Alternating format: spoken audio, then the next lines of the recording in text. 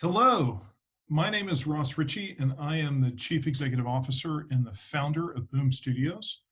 And I have a guest today that is one of my favorite people in comics. I am, of course, talking about Kieron Gillen, who's a smash hit writer of an incredible number of hot comics. So if you read Marvel, you know him from writing Young Avengers, Uncanny X-Men. He did the Kid Loki stuff in Journey into Mystery. And if you read independent comic books, you know he is the creator of The Wicked and the Divine from Image Comics, as well as Phonogram. And he's also the creator of Dr. Aphra, and he created Once and Future for Boom Studios. So one of the hottest writers in the field I've got today. We're doing a three-parter. It's a particularly long interview that I'm breaking up into three pieces. And so I'm really excited to share with you the conversation I had with Kieron Gillen. So without any further ado, Kieron Gillen.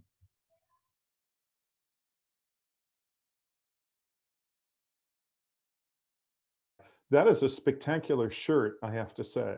Yeah, I just grabbed it. I just grabbed it quickly in terms of like, shall I wear one of my many black shirts, or grab this one, which is, well, it is black but with things on top of.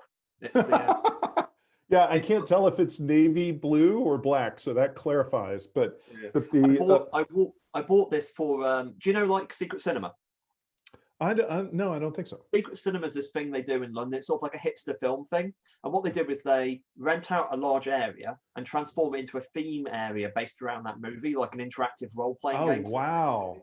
Are you kidding me? I mean, the first one I went to actually was the Star Wars one. So it's actually it was Empire, but the whole thing was based on Tatooine. So you walk in there, you're all wearing very simple, like casual cosplay for like to get the mood. So everyone looks like it's a bit like there. And you walk around and it's basically, R2D, and it's like a living environment. You see stuff happening. There's like hundreds of people there. We get dragged in the Death Star, running around. That's the point where they had a fake X-wing fly above our heads on it was all ludicrous. And then you sit down and watch the movie. Wow. So there was one open air one, which was Romeo and Juliet. We went to see. And this is one of the shirts I bought because I was one of the gang members. So it was all, and of course it's set in London, and they're trying to make it be like California. London is not California. Like it's this incredibly dreary, dull, like almost about to rain day. It's like a shitty British festival. But this was actually one of the tamer shirts I bought to try.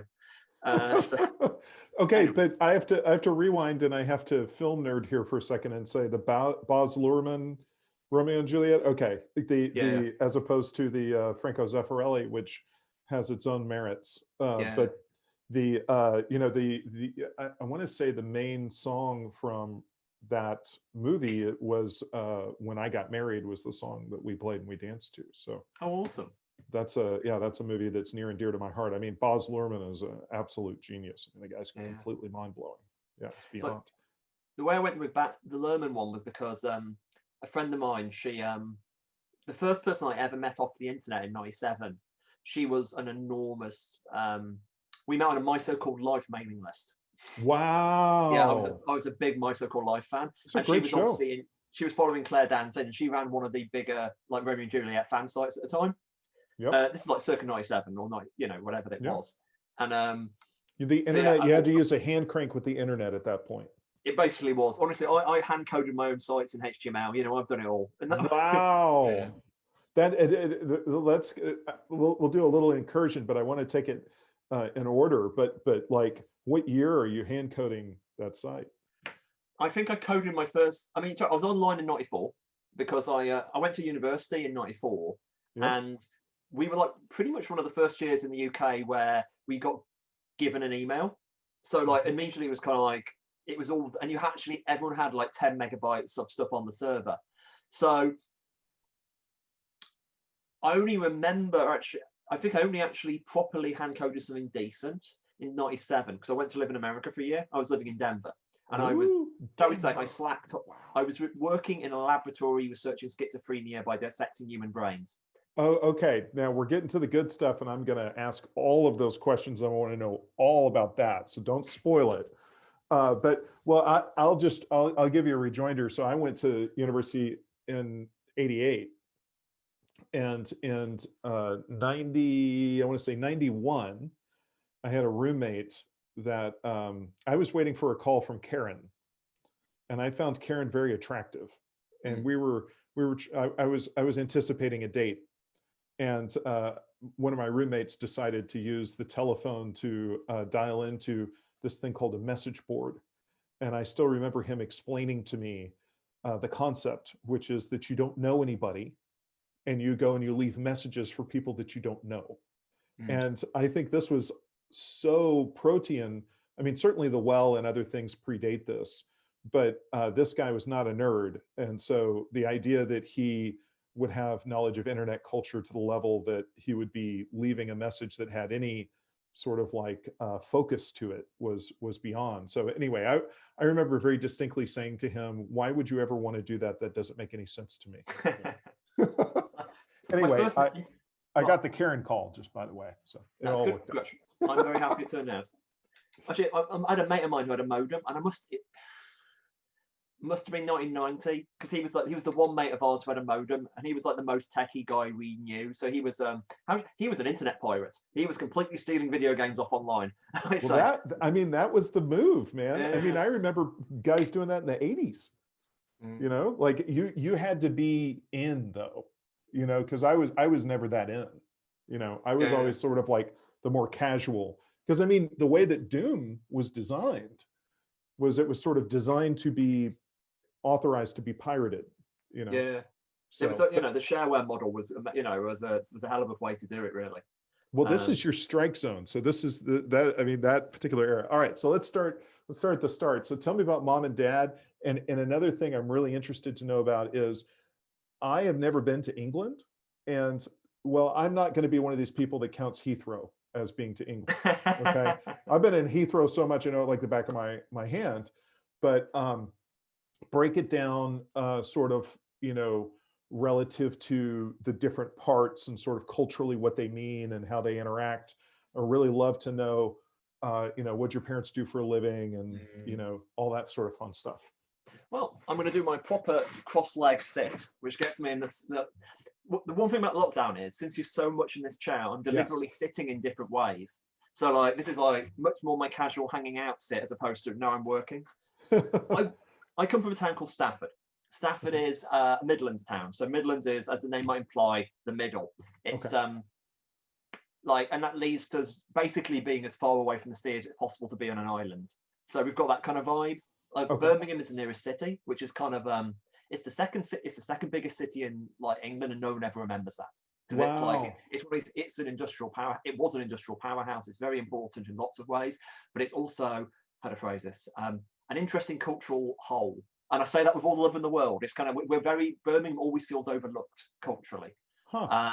Is that because it's too sort of staid or suburban or sort of like relaxed, or like what is? It's hard to work out. Midlands are strange, because if you go a bit further north, you get places like Liverpool and Manchester, and they obviously have very aggressive cultural scenes. Like you talk about, obviously, the history of, you have an idea of a history of a Manchester band and a Liverpool band. The history of a Birmingham band is a little bit different. You can name them, but you don't really have the same sort of the idea of we love, there's many great bands I've loved from Birmingham. Like some of my favorite bands are from there, but you don't really have that vibe to it. But at the same time, me and actually Jamie, who obviously Jamie McKelvey, my partner in crime, we're both from those small towns near Birmingham. So like, if we wanted to buy cool trousers or records or games or comics, because there was no comic shop in Stafford, we had to go to Birmingham. How did you do that? How did you do that? Was that a car ride or train? It would have been like this. I never went to Birmingham like by myself until I was a teenager. That was like dialing back slightly, Stafford. I said, Midland accent's quite strong. If you've seen Peaky Blinders, that's the most Midlands accents I've ever seen on television, and I love it. But like, if you go 10 miles in any direction, you get a much stronger accent than I do. If you hear me saying Birmingham, when I say Birmingham, you can hear a bit more. Yep. My dad was a builder. My dad worked, but he was in the Navy when he was young, got out the Navy, and then became a builder. So that's kind of always been his thing. My mum worked in the bank, Like she came up from being a secretary, left half the kids, came back, and she worked up to be a manager and ended up like managing branches when she retired. Like my mum is Scottish background, so like she came down when she was like 16 or so. My dad was like his mum was Irish Catholic and came over from Ireland when she was 14. So I've got that sort of broad Celtic sort of background to that. I was raised Catholic, and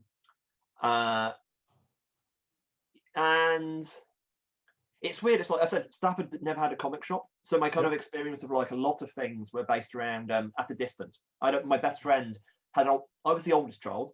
I've got a brother younger who was always actually the kid who was more into comics than I was, which is one of those ironies. And my best mate, he had older brothers, so he inherited a lot of stuff. So he already had access to like comics and music and video games and all the stuff I didn't really have access to. So that's kind of, I picked up all the stuff through there, and it's always kind of like stuff that arrives from outside.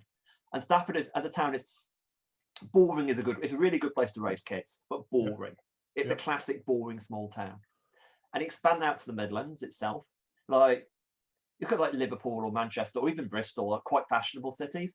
Birmingham, it's major culture, like the Midlands, as far as I can say, its major cultural contribution for me is heavy metal. It's a metal country. Like when I hit a certain age, and in fact, even my first comics were about I like this. Do you know Iron Maiden? Eddie, of course. Yeah. Eddie the Head is the big mascot. Like, I think the first comics we ever did at primary school, me and my best mate, we were aware that we had a philosophical problem because we knew that God was more powerful than the devil because we'd learnt that. However, we also knew that Eddie the Head was more powerful than the devil too, because on the cover of Number of the Beast, he's playing him like a puppet. Therefore, we know that Eddie the Head is more so fantastic. But is Eddie the Head more powerful than God, or is God more powerful than Eddie the Head? You were already like playing Dungeons and Dragons, like the deities and demigods, sort of rule book, trying to figure out who had more hit points. It's a lot like it must have been 6 or 7 at this, and maybe probably I was 6 or 7, and it's like I think the actual answers to the question was God can beat Eddie the Head as long as he teams up with us and all our friends. Oh, that's fantastic. Oh, and I love that you were listening to and had knowledge of Iron Maiden at 6 or 7.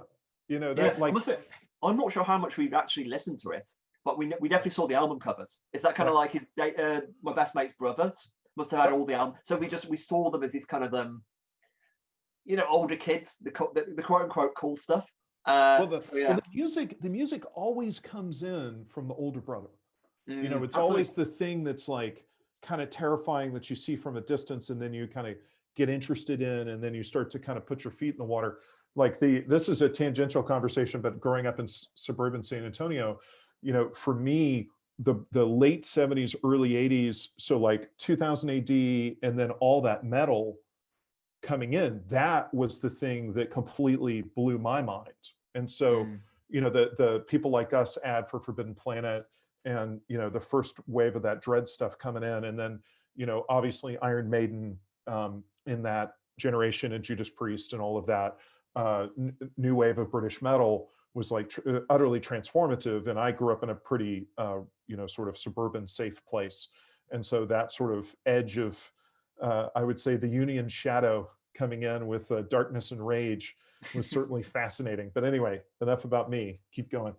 No, I agree. Like, this is how the stuff creeps in is interesting. You know what I mean? Like you especially with Stafford, like everything's at a distance. I mean, this is skipping quite a bit later, but I often tell, especially talk to my friends who are obviously when I talk to my friends who are younger, talking about the idea of going all the way to Nottingham to buy a record, or going to Birmingham to buy a record because there just wasn't available. And we would like read the music press and then I've got no idea what this band sounds like, except this guy really likes them. And the way he describes it sounds amazing. Let's get in Dan's van and drive to Nottingham to see what they sound like or whatever. You know what I mean? Like, and being a provincial kid, there's so much of that scene culture at a distance, I guess. And that's what I think that's a lot of that's in my work. A lot of I feel quite despite I often write about culture, I often I write from culture like I'm over here and somehow looking at it. That's interesting. But I was, in terms of like, obviously I said I did some comics at school, but they were like, this is all primary school, and I sort of stopped comics about early teens because I grew out. And trust, I never went completely to 2000 AD until a bit later. My brother got into it, and then I read his copies.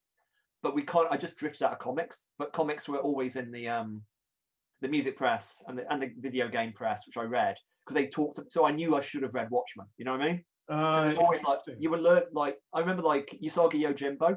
The first time I learned about Usagi Yojimbo was on the cover of a Spectrum magazine, because they made a Spectrum, which is like a British home computer game of it back in around '86. Wow. And so I bought and played that game, but I'd never read the comics except for like 4 panels.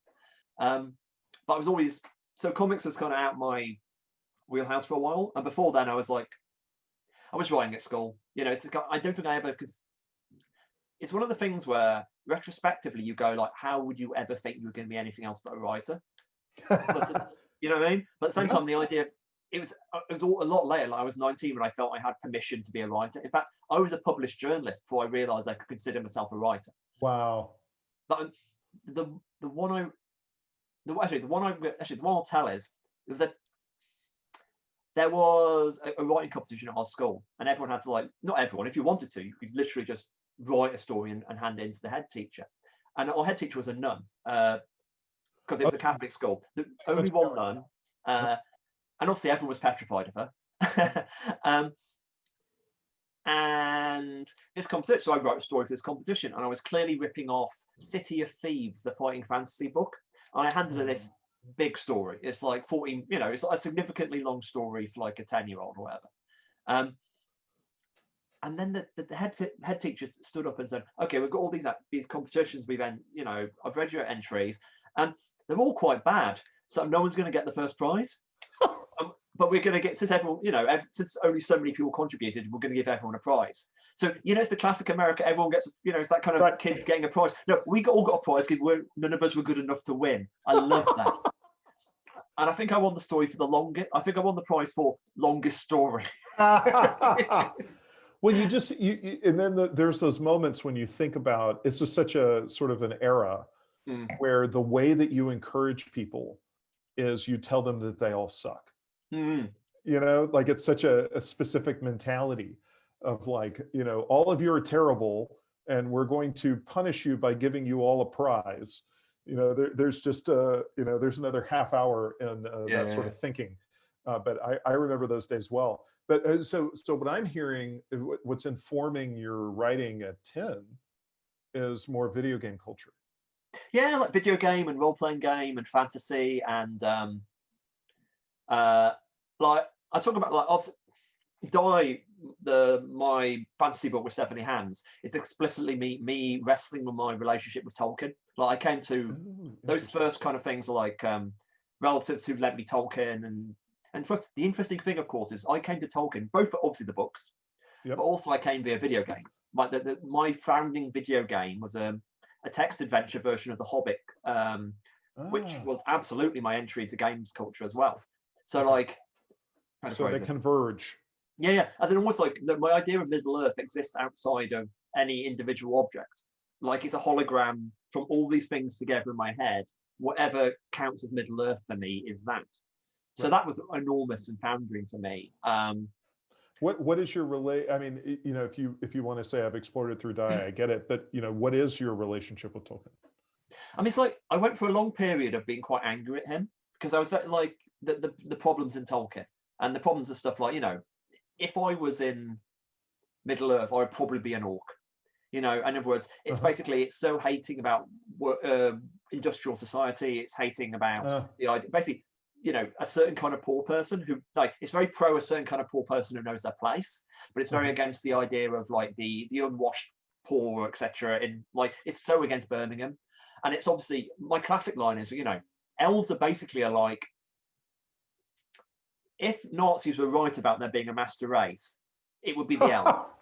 You know, and just there's a story McKelvey says about me going on this big rant talking about the problematic nature of elves and the idea of superior people and whatever, and I'm explaining this position to 3 people dressed up as elves, and it's like idiot. But you and I should talk about it sometime, because I have a very different read, and the other aspect of it that I would be interested in is how much is this informed by Moorcock.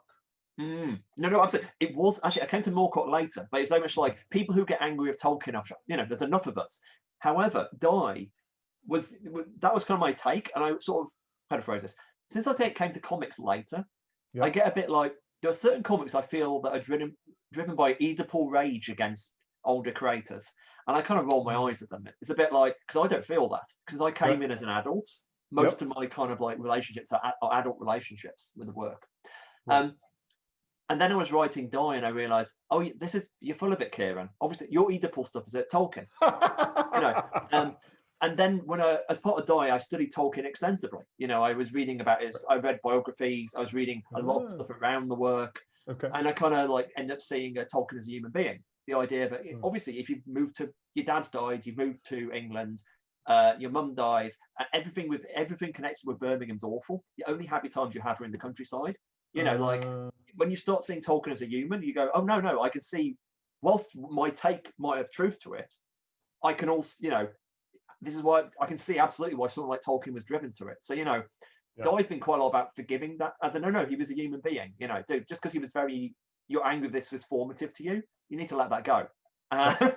So like, it's been, which is healthy, Right, I was about to say that. I mean, I think that's a very natural place for a creative person to go. I mean, it is all sort of the adolescence to adult transformation. It's like, you grow up with something you love and you worship with a childlike love, and then you rebel against it, and then you accept it.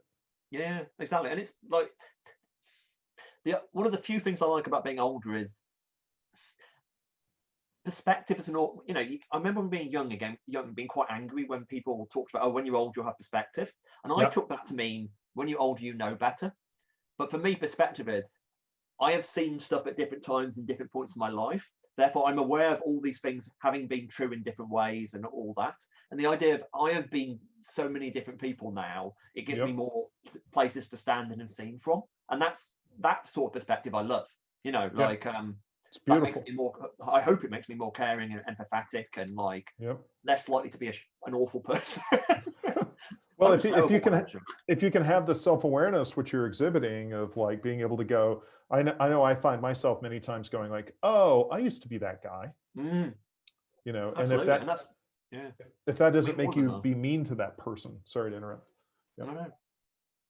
So okay, so you're 10 and you write a story and you get your first prize, but not the conventional way. I'll tell one. Actually, I'll tell two more. This is my two primary school ones, and I'll move on.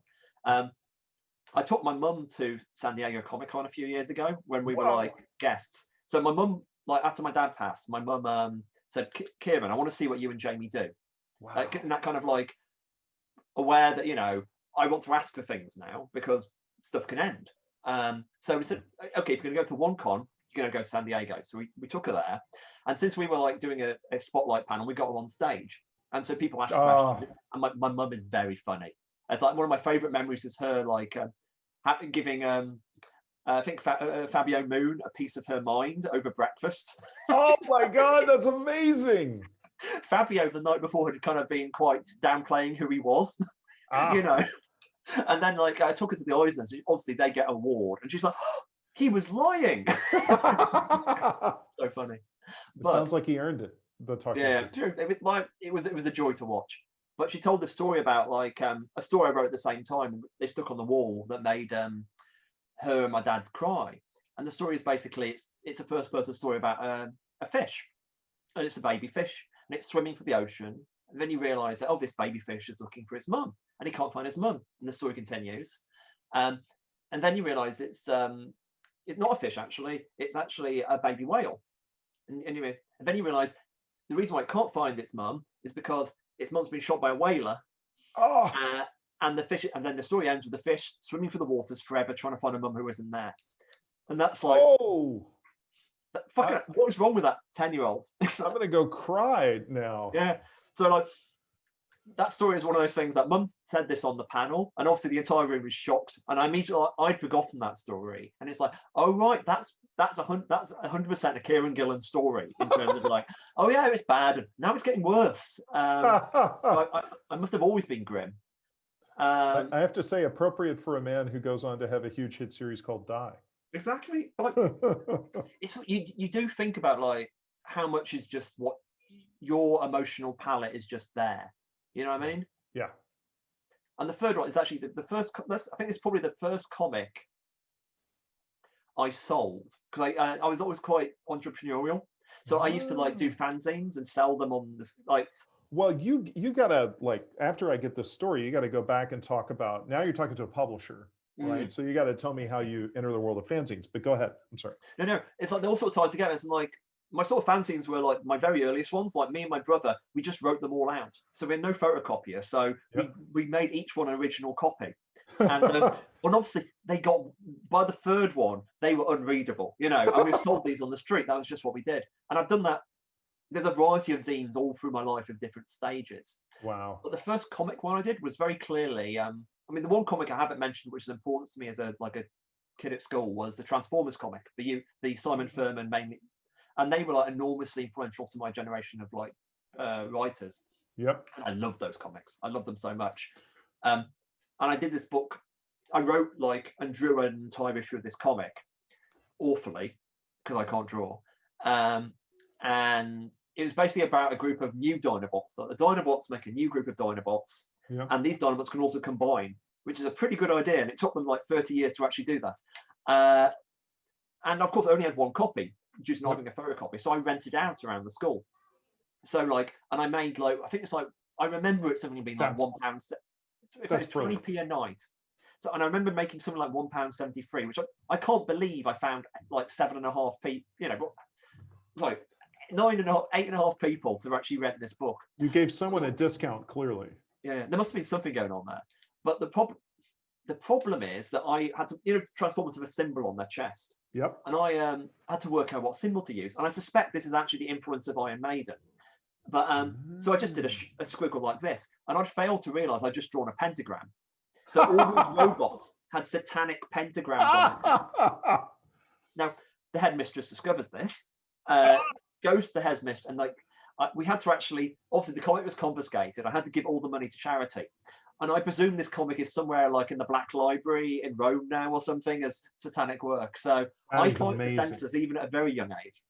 That is, and so how old were you when you did that? I must have been 10 or 11. Like, wow. This is like, so this is right in there. That is fascinating. Okay, quick tangent.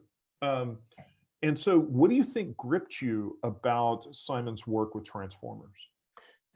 Simon is weirdly, it's so, part of it is like he was taking 2000 AD stuff and doing it with giant robots. There's something weirdly like, as a certain kind of on cusp of teenagerdom, there is a sort of awful joy in the brutality of it. And especially because you can show stuff with robots which you couldn't show with humans. Right. Like you can tear off someone's head or explode their body. And you know, it's okay, they're just a robot. But really, he's got like, you know, robot guts hanging out of him or whatever. So there's an awful transgressive thrill. But the real thing to do was it was basically Paradise Lost with robots. You know, it's this enormous and obviously being a Catholic kid, the kind of religious aspect. There's Simon Furman had a real kind of almost Stalin type scale to it. It was big. It was big time epics and crossovers and scale across time and space. It was just like this sort of the scale and mythology of it. That's the thing that really caught me, and the character work as well. There's a lot of really nice character work in there. That's cool. It's cool. Yeah. It's great to know. Okay, so wow, you are in on Transformers. You're making your own Transformers comics. You're renting it out to other kids. You're on your way, bro. Yeah, I was in it. You know, the joke is like, if you're in comics, if you make a comic and sell it to one other person, you're in the comic business. That's right. Yes, I am. Very hard to do. Yeah, I mean, like I said I drifted out of comics as a teenager, but I was always into video games and role-playing games, and increased, like, I was more into music the more I got into my teenagers. Like the music of my family are like they're mainly a soul household. There's a lot of Motown in the household. There's a lot of that's like a lot of 60s stuff, but mainly it was like a black dance music kind of household, because that's like there's a scene called Northern Soul in the UK, and my mum and dad were a little too young for that, but like my dad's younger brothers are very into Northern Soul, so there's a lot of that sort of clubs in my back or in my area where I lived. So games, comics. Give me the game sort of progression. So are you going in a more conventional sort of like the late 80s post Zork, getting into like Bard's Tale? Like is that, yeah? I mean, I don't know it well, but I know a few. It's the in the UK, it's a different. It's very compared to America. I mean, America basically is you were either. I mean, there was some Commodore 64 stuff, but then there was basically the early PCs and basically Nintendo, leading to like the later Nintendos. In the UK, Nintendo didn't come till I think '89. Wow. So there was no console culture in the UK for all the 80s. Instead, we played with very cheap home computers. Like the Commodore 64 was the expensive one. Eventually, when I got a computer was any good, it was a Spectrum, and a Spectrum is a dirt cheap British-made computer. And I love, I love more than anything. My family is quite technophobic. Not like awesomely so, but like I don't think my dad ever quite trusted microwaves. That kind of level. Wow. So I didn't have a computer till 86, and I didn't have like a Spectrum till 86, 87. Yeah. So I came to games relatively late for somebody of my age as a games journalist. And the Spectrum by that point was quite late in its life cycle. So all this kind of history of games are there. So I came in late, and I came in hard. I mean, I did the classic thing I always do. I actually a few years after I got my Spectrum, I actually bought a load of secondhand Spectrum magazines from the secondhand, like there was an advert in the newspaper, and I said, okay, I'm going to go buy them because I wanted to dig into the history. I've always been that kind of guy. So I was very into the Spectrum scene, and eventually that became, a few years later, I got an Amiga, which was like the computer after that, really. Yeah. And I had that until university. I never had a console until I graduated university. I never owned a console. Wow. And I never had a PC until then either. Wow. So the Spectrum, could the Spectrum run PC software? No, it's its own format, and I could talk about a variety of games. It's like they had conversions of other formats, and it was all on the tape. There was no disc; it was tape driven. So I remember that. Yeah. I mean, you mentioned the Bard's Tale. They did actually do a conversion of the Bard's Tale to the Spectrum eventually, and that must have been quite late because we were doing my GCSE by that point. GCSEs are basically the exams everyone takes. And all the way through our maths, because it says Bard's Tale, for people who don't know, is like a Dungeons and Dragons game where you go around a dungeon and you map it with grid paper. And me and my two mates, we were mapping Bard's Tale. So we didn't do anything in our maths class, but copy each other's maps. So we went home, played it, copied the maps. And there was this wonderful moment, like, we never realized the maps looped. So our maps were like this wide until we realized, wait, it's looping every 22 chains. And that was a magical moment. But yeah, all the way through, like I could list games mostly unfamiliar to Americans, but at the same time, this is also weirdly part of my writing thing. I'm reading a lot of fans, like authors at the same time, but like the games press was the first pop culture press I adored, and like the British games press were quite different from the American games press at the time. The American games press, as far as I understand, were mainly like from the technical side. And the British games press were like ripping off music papers. Like your Sinclair, which was my organ of choice, was ripping off smash hits. Later, Amiga Power, Amiga Power is the magazine. Like I cannot talk about how much I love that magazine, but that was ripping off the music press.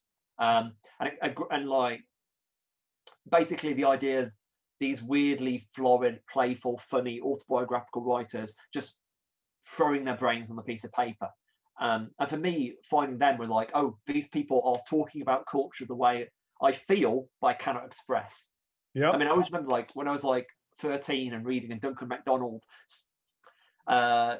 stunt car racer review, and I was just like, my heart leapt in terms of like, oh my god, people can talk about this. In fact, I could still probably. I was playing. I'm not going to try to quote it, but the entire opening segment of Duncan MacDonald's thing was like, "Oh my god, I want to do this." I guess. Wow. And it took me a long time to realize I quote unquote could do that. Right. But I eventually got there. Now, last thread. So the fantasy thread. So it's like, were you D&D, RPG, and I know there were variants in the UK. Obviously, there's Warhammer. is kicking around, right? And it's a very different Warhammer at that stage. Yeah. Which I think people have forgotten. And then so you've got that kind of, so you have sort of the game thread, and then you've got the novel thread, which, you know, I'm going to be elliptical here and no way denigrating, but it's like the Piers Anthony tree, right? So it's like the section of the store that's growing, you know, post Sword of Shannara, that's like, you know, the publishers are like, oh my God, we can publish a ton of fantasy books and they're all going to sell. Yeah. I've read, I mean, in my teenage years, I read a lot of bad fantasy. Like, and I've read a lot of other stuff as well. But like, I mean, yeah, Piers Anthony is definitely somebody who is, yeah, I'm not going to slag off anybody, but there's definitely some stuff I look there and think, oh, that's iffy. But at the same time, I was discovering really, I mean, like slightly earlier, I read Ursula Le Guin's like all the Earthsea novels. Wow. Like, especially Tombs of Aturan. I read them like when I was like 10 or 11. Wow. And they're one of the things which are like, if you remove those books from my life, you get a very different writer. Because I wouldn't have understood the word feminist then, because I was very young. But I immediately understood that this is different. This is, especially Aturan, it's about, this is a little girl, this is a girl who is trapped in this weird, awful island, and she's being abstractly the priestess. And the hero figure is trapped in the maze beneath her, and it's all about home, and it's also clearly awfully claustrophobic. You know, and that's the vision of that has always sort of like haunted me. So that's kind of like stuff I find very powerful. In terms of like really important authors who I got in my teenage years, Ian Banks as well. I got into like his stuff when I was like 13, which is probably too young. Like, because especially I started with Consider Phlebas, and Consider Phlebas has acts of particular horror in. And I think about in terms of like eating each other's people's fingers and all the sex stuff. And it's definitely like, you can tell when Kieron got access to the adult bit of the library. So that's definitely a friend. So all that's there. The video game stuff is there. The game stuff is like, I never played much D&D. Like I played basic set a bit. And then immediately I went on to, I got quite, I mean, this kind of is in Die as well. You sort of see Die. I read role-playing game magazines, so I was aware of what quote unquote the cool games were. You know, no game was cool then, but at the same time, I was aware that I got into Cyberpunk, and you know, I got first edition Cyberpunk. I was into the main games. I love Paranoia. Like Paranoia is one of these kind of games which are like intellectually influential on me. I got to Games Workshop, I got into Games Workshop when you still had to sort of write off them, and they sent these A3 printout sheets up with the new miniatures on. And they're all too expensive for me to buy, but I was obsessed by this stuff. So I fell in real, I mean, and then, you know, and in terms of the same thread is music. And I must have gotten properly into metal when I was like 13 or so, I reckon. Okay.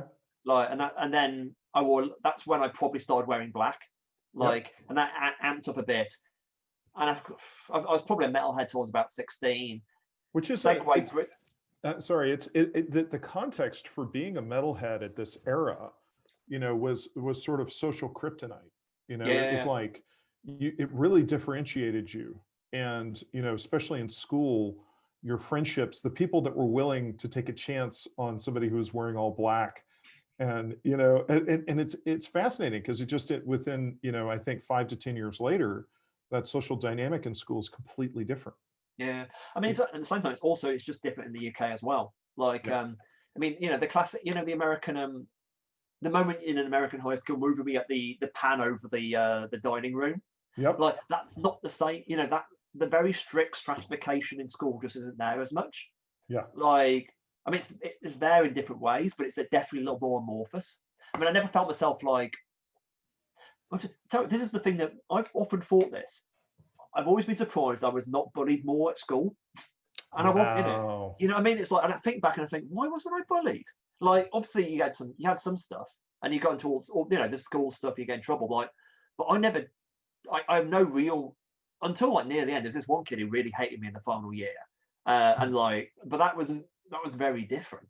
Yeah. That's a little late too, right? If you're talking about... exactly. I mean, he was like, I was out by that point, and it just ended up basically. We were all in the pubs by then as well, so that's kind of like that's edging towards actually just fighting.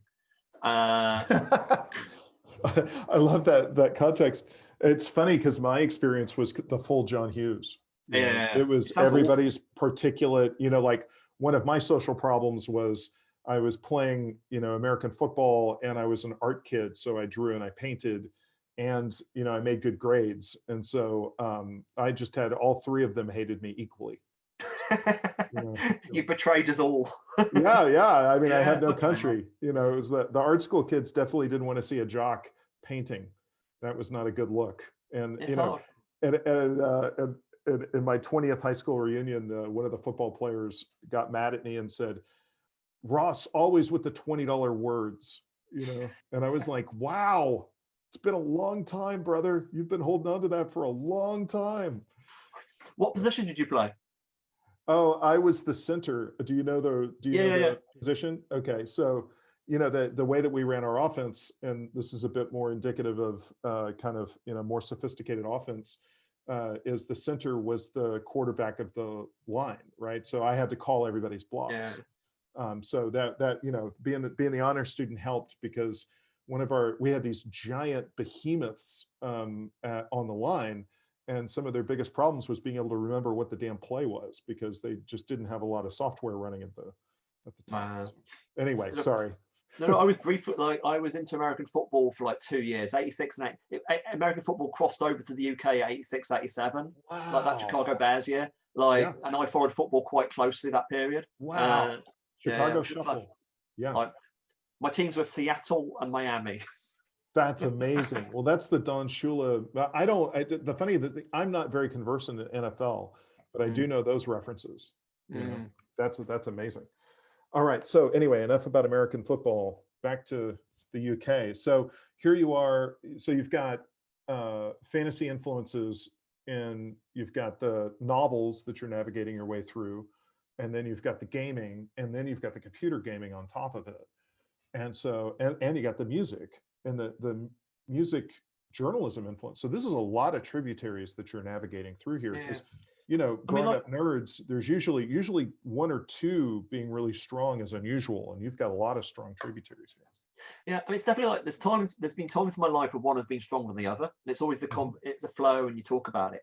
But it's like there is a kind of general, you see, it's my work as in like there's a pop cultural obsession, and the only thing that really ties it together is I appear to like fighting for underdogs. Like there's a kind of like I enjoy serious literature, I enjoy movies, but it's never been the kind of thing where I've never really had I'm in love with movie stage. I've enjoyed them, but at the same time it's like they win. They've already won culture. Interesting. So like give me a loser's corner, and I'll be in there. Well, so that sort of goes to something that I've long held as like a theory, because what I always like to talk about is you can't find anybody that hasn't watched a movie. You can't find anybody that hasn't seen television shows. You can't find people that haven't read a novel. I mean, even the smallest, the person who's read the least books will have read novels in school, but you can find people who haven't read comics. And I've theorized that there's something about the outsider nature of how comics have not been widely adopted that's very deeply attractive to people that devote themselves to it. That there's something about sort of being on the periphery that's a part of the charm. Yeah, it's quite hard. I mean, I would agree with that. There's also, when that becomes poisonous, there's always when it crosses over to gatekeeping, as in, because I love this, because it is more, I mean, almost like that's always the downside of that. And for me, which of course comes from the music press I read, and the games I read, there's so much about like my generation of like the people I read was, at least part of the point of being an underdog is to win. Like the idea, it's the final act of the John Hughes movie, when these lovable losers have now taken over culture. So it's least, I mean, for me, it was always about like, this weird band or this weird comic is amazing, let me tell you about it. Yes. And like, skipping back to the why wasn't I bullied more, which quite a bit, it's like one of the answers I've occasionally chewed over is I was just very enthusiastic, like, and I was never really ashamed about anything. So I didn't quite, I was quite aggressive about my love of anything, and I didn't even register the fact I should have felt bad about it. That made me less of a target. Also, maybe I was just too tall, like short. Well, that helps. Yeah. That's for sure. And so, and when you were too tall, you were like, what? Were you hitting 6 foot at No, a young I age? wasn't. I stress. I'm not that tall. I'm six. I'm like 6 foot now, basically. So Yeah. like, but at the same time, I'm not like classical, easily bodied person. Yeah. I guess, which is awful.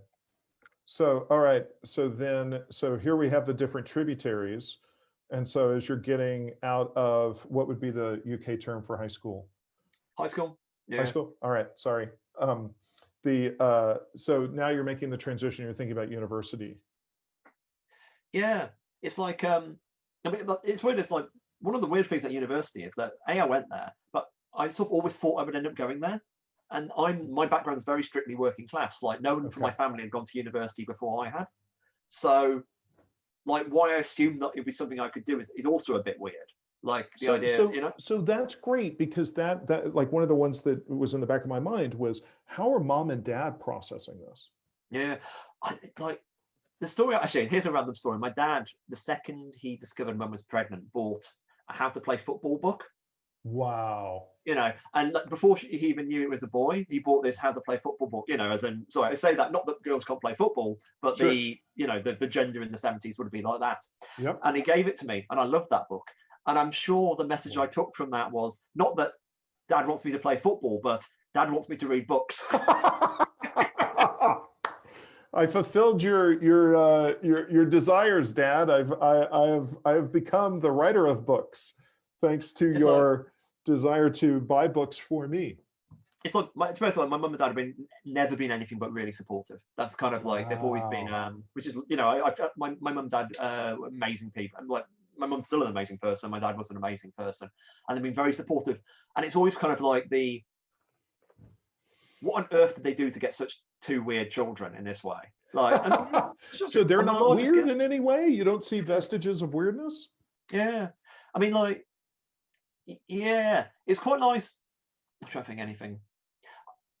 There's definitely a work ethic there I got from them, and like, I worked building sites as a teenager. You know, like I went with my dad, and I like after I graduated from my GCSEs, I worked that summer on, you know, the genuine real manual labor of everything. Yeah. Which taught me very important things, mainly that I would work very hard to avoid doing that job. Yes. Like, but my university, and you know, they were very, you know, I was very proud going to university in that way. And I did actually mess up my A levels, which were like they're the ones before you go into university. I did well in my GCSEs, and I sort of fluffed my A levels, which I'm still not sure why. And I did 2 sciences and an English lit for A level. Okay. And I decided before I was going to do a science degree. And the reason why I wanted to do a science degree was, and this is arrogant, because I could not see the point of doing an English literature degree, because I was always going to read. And the thing about science is you don't really know if you like science until you do it at degree level. Because like it's all basically kids stuff at A level. You know, it's like you have to go and actually do it in the lab and learn about this. So I'll do a degree. It's a good degree to do. I'll give science a chance. And of course I did it and then learned, no, don't want to do it. Do you not want to, and so when you say science, did it have any specificity beyond that? Or like, what was the tree that you went through? Or? I was applied biologist. I was, so I got a degree in biology. I did really well. The first 2 years, I was top of my year, I believe, in the first 2 years. Whoa! Yeah, I think, and that was a chip on my shoulder, because I fluffed the A levels, and I was going to go to Nottingham, and instead I went to Bath, and those kind of like, and I felt I had something to prove. So in the first 2 years, which don't even really count towards your degree that much, like I did a moderate amount of work in between all the music stuff, but I worked that year in America in a lab, as I mentioned. That year was hell, and it was fine. Everyone was not. It was just basically I was stuck in a place where you needed a car and not be able to get anywhere, and very isolated, doing a job I didn't want to really do. So that taught me that I didn't really want to do science. So in the final year, I just threw myself entirely into writing and art. I was in bands. I was like I was writing my own like very big fanzines.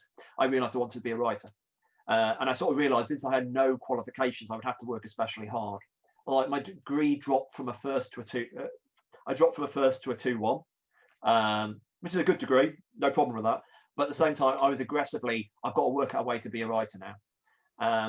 Well, that's a huge shift. So let's back up, just indulge me, please. So the chip on the shoulder for the first 2 years of school, where do you think that came from? Tell you what, as a working class kid, I wasn't really aware I was working class until I went to university. Yep. So it was the first time I met rich kids. Mm-hmm. And it's like, so what, I thought I was a pretty well-off kid in terms of Stafford. Like, yep. And it sounds awful. It's like, my dad is not like clearly violent, like that, really that very basic stuff, as in like, but second went to university, I went, oh no. I always remember one of my friends, she was lovely, and she claimed, we were talking about class, and daddy had to sell the yacht. It was like, wow. Oh, right. And it's like, you don't understand what I'm talking about, do you? But so it's partially that. So it's partially being looked down upon, and it was also the awful, that awful conversation that this is what I mean by chip on my shoulder. What were your A levels? That first week conversation, and just the kind of just the slight snootiness I was aware when I said I got 2 B's and a D, right. And aware that being filed in a category of not being good enough, and I don't respond to that well. So just focusing my attention slightly. Well, that's look, smack me around, but it sounds like that's productive. Yeah. I mean, it put fuel in your tank. As you said earlier, I do work well from anger. Yeah. Of course, I mentioned the other thing that was going on in the first 2 years. I mentioned earlier the magazine Amiga Power. Amiga Power I was obsessed by. Amiga Power is also based in Bath. So, and I had got if you go right to the beginning of this, I got my email address. And of course, no one else has email addresses. The only email address I really knew was the one in Amiga Power. So I became an Amiga Power. I wrote a lot of letters to Amiga Power. Wow. Not a lot, like 1 or 2 a month. But like that's a big deal. And I think this generation, sort of the notion of being from nowhere and being able to write a letter that gets published, and then to be able to buy the magazine, hold it in your hands and see your work. It's gigantic. Absolutely. And it's like, especially Amiga Power, the fact its letters page was genuinely funny, because it's this very weird, like, the fact the magazine had a certain tone meant a lot of people wrote letters in character. A lot of people, it was properly argumentative and it was fun. So I was writing essentially a submission. Really, I was like, I wasn't just about saying my opinion. I was also going, my opinion is worth reading. Did you know that? No, only in retrospect. I realized that I wanted to be published and before I wanted to perform. I wanted to be part of this magazine. And I started going to this club in Bath called The Swamp, and I never realized that the DJ there was a staff writer in Amiga Power. Whoa. And then one day he came up to me and said, Cam, who was the editor, asked me, do you want to write a review? So basically they wanted to have someone else do more work, and my letters, I'd written enough letters. Oh, this guy can clearly write. Let's offer him a chance. That's huge. And part of one of the things that I want to do with this is I want to help people that are on the outside that are looking in at the working professionals. And so I want to kind of take a minute to unpack this, because this is you breaking in. This is the, sort of like the analogy that I give is there's a lot of aspiring creators that, and I don't know why in particular, but there's a belief that if you walk up and you say, hey, hire me, that there's an obligation. And the analogy I would give is that it's like, we were using American football as an example. So you're a spectator at a football game and you walk up to the coach and go, put me in to play football. There's a bit of a jolt there of like, you haven't done the work. And I think what's interesting with this analogy is you want to be involved. You see the voice of the magazine, you recognize it. You are playing, sort of like, you're not coming out and saying, hire me, but what you're doing is you're demonstrating a skill. And you obviously, the skill is honing your talent. You have the existing talent, but the talent can be recognized through the demonstration of the skill, and you have a venue, which is a low stakes venue. So like if you send a letter in and they don't print it, no big deal, right? It's low risk. And so it gives you the ability to experiment, and you can then demonstrate your talent. And then here is Kismet, right? Which is you're in the right club, and it just so happens that you've got the right person that can recognize and come over and broach the subject. And of course, the other component to it, which is, I know when you break in, you have a very idealized view of how business works. And it's recognizing that there's the realities of business, which is we need somebody now, right? And this is easy. And this person is like in hand, and they'll jump into the lineup, and probably the turnaround was quick, but you didn't know it at the time. Yeah. Right? And because the opportunity. And so all those other business realities line up in such a way, because the other part, like I'll take a tangent and talk. A lot of times I'm on Instagram and I'm talking to line artists because we have a mechanism on the website to submit your line art. And a line artist will submit and then the next day not get a response. And part of it is me saying, it could be that all the positions are filled right now, but that doesn't mean they're filled next month, right? And so it's a timing thing based with a need. And so within that context, it's usually perseverance that proves through, right? And so just being able to hang in there while the seasons change and another opportunity presents itself. But anyway, I just wanted to unpack, there's so many fascinating little pieces that coalesce, and that's so powerful. So take it, so you get the opportunity to write. Yeah. It's actually skipping forward like 15 years briefly. I remember one of my first, actually with Boom, the second you got the Warhammer license. Yes. Like me and Steve Sander dropped a line immediately saying, we know the medium. If you need someone to write it, drop us a line. And of course, this is just after Phonogram had come out, so I didn't really have any credits apart from this one comic, which wasn't anything. Well, but you and I haven't talked about this directly, but I remember that vividly, and I was like, I know Kieron's work, hire him now.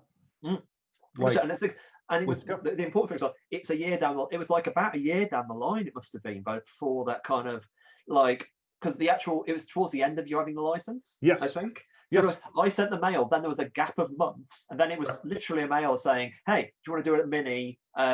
We need the pitch immediately." Basically, you know what I mean? So it's that kind of I mentioned that sorry, it's a kind of just because you don't get, we got we got response immediately, if I remember rightly. But as long as the job doesn't immediately happen, but being on people's radar, you're never quite aware of how on the rate, because I would have never known writing into Amiga Power that people had recognized my name enough. Right. That kind of, this guy's got something. Because I was I was professionally opinionated. My 20s was definitely I was a journalist for most of my 20s. And I was a culture journalist, so my job was my opinions in some ways. Yep. And it's a bit weird now, as in that is no longer my job. My tongue is I no longer feel like I'm biting my tongue anymore. But this comes to the quote unquote wisdom we talked about earlier. I've done that a lot, and I just don't want to do it anymore. But that is still the skill they were looking for. They were in the business of people who could express ideas entertainingly. Right. Which is, that is the thing about that is there's two components to that, which are not to be overlooked. It's like having an opinion, which, there's a lot of people that consume material. And I look at my own life, and when I play video games, I'm not too critical. I probably play more video games than most people do. I'm in no way could be seen as an expert. But, for me, it's I'm looking to have fun. It's usually with my wife, who's a huge video game fan, and we're looking to just have a blast and be done. So, being in that terrain and having an opinion, and then on top of it, being able to be entertaining. And I think in particular, match the venue.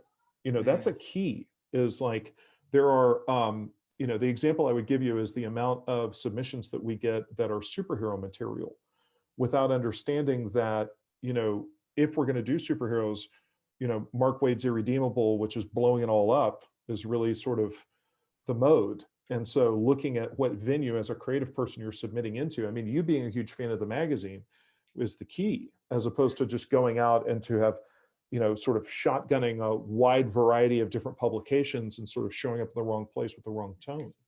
Well, you're absolutely right, especially like, because I mean, I would say comics are slightly different, but like, journalism is always all the more tightly bound, and knowing the venue is so important, as in you knowing who you're pitching to.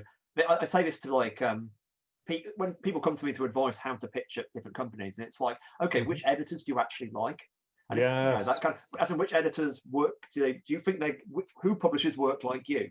Or like, and then, you know, do you stand there while they run home and actually go look at the comics and start to look at the editors?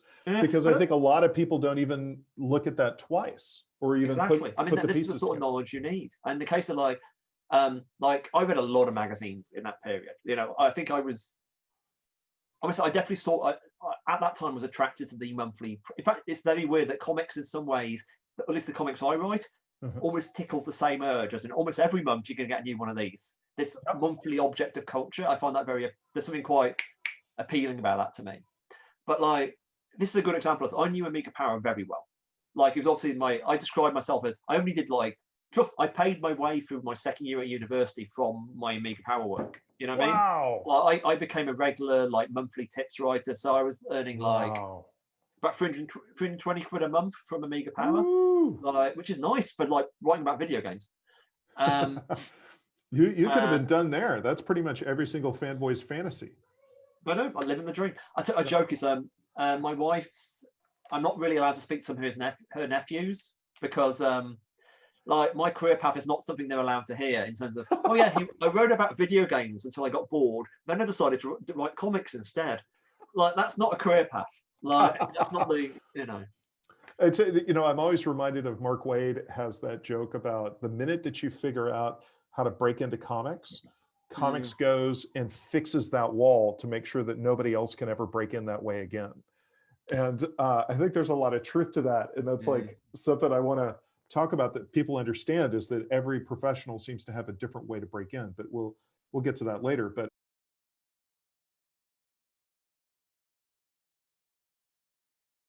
so that wraps up this portion of the first part of 3 of the conversation that I have with Kieron, and sort of starts with him breaking in, which I think we spend some time discussing in a way that I hope encourages the audience to look at the different ways that you can get active as a fan to break into whatever profession you want to break into. We'll talk more about how he breaks into comics in the next segment. But thank you so much for watching. Don't forget to hit subscribe, and make sure that you hit the notification bell so that you know when more content is released. Thank you so much.